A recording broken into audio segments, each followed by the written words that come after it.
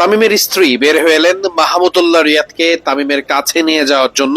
আপনারা দেখতে পাচ্ছেন সেই দৃশ্য, এবং তামিম ইকবালের কাছে একেবারে সাথে সবসময় আছেন তার স্ত্রী আয়েশা। আপনারা দেখতে পাচ্ছেন মাহমুদুল্লাহ রিয়াদ তিনি প্রস্তুত হয়ে স্যানিটাইজড করা হলো তাকে, তারপরে তিনি আসলে তামিম ইকবাল যে কক্ষে রয়েছেন সেখানে গিয়েছেন।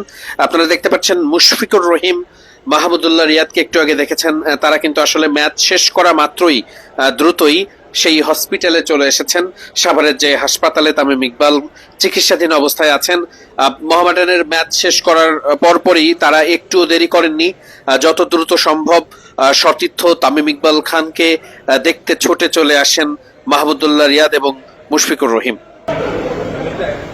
খুব স্বাভাবিকভাবেই গণমাধ্যম কর্মীদের ভিড় তো থাকছেই, সারা বিশ্বের চোখ এখন তামিম ইকবালের দিকে। আমরা দেখেছি লাসিথ মালিঙ্গা, কলকাতা নাইট রাইডার্স, মনোজ তিওয়ারি থেকে শুরু করে সারা বিশ্ব মিডিয়া এবং সারা বিশ্বের যারা ক্রিকেটার রয়েছেন সবাই যে যার মতো সোশ্যাল মিডিয়ায় পোস্ট করছেন। অনেকেই তামিম ইকবালের জন্য দোয়া চেয়েছেন।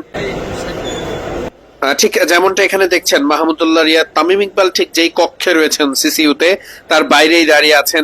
সেখানে দাঁড়িয়ে থাকা চিকিৎসক বোর্ডের, মেডিকেল বোর্ডের যারা রয়েছেন তাদের সঙ্গে নিয়মিত কথা বলছেন, খোঁজ খবর নিচ্ছেন।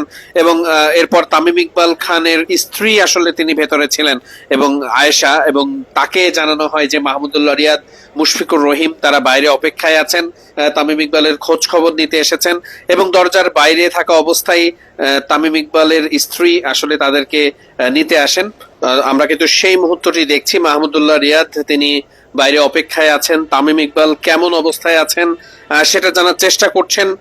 তামিম ইকবালের জন্য মুশফিকুর রহিম, মাহমুদুল্লাহ রিয়াদ তারা চলে এসেছেন হসপিটালে প্রাঙ্গণে। এবং আমরা দেখতে পাচ্ছি ঠিক এই সময়টাতেই ভেতর থেকে যখন তামিমের স্ত্রী জানতে পারেন বাইরে মাহমুদুল্লাহ রিয়াদ এসে অপেক্ষায় আছেন, তামিমের স্ত্রী বের হয়ে আসেন এবং মাহমুদুল্লাহ রিয়াদকে একটা পর্যায়ে তিনি আসলে ভেতরে নিয়ে যান।